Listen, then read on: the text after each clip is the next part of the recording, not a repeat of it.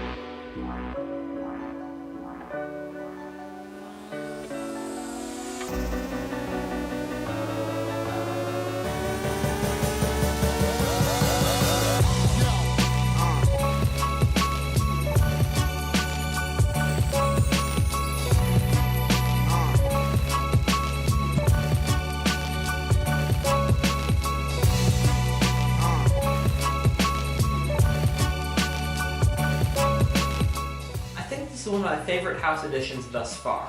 Now with the walls, it's really starting to look unmistakably like a house. Anyway, thanks for watching and let me know what you think below.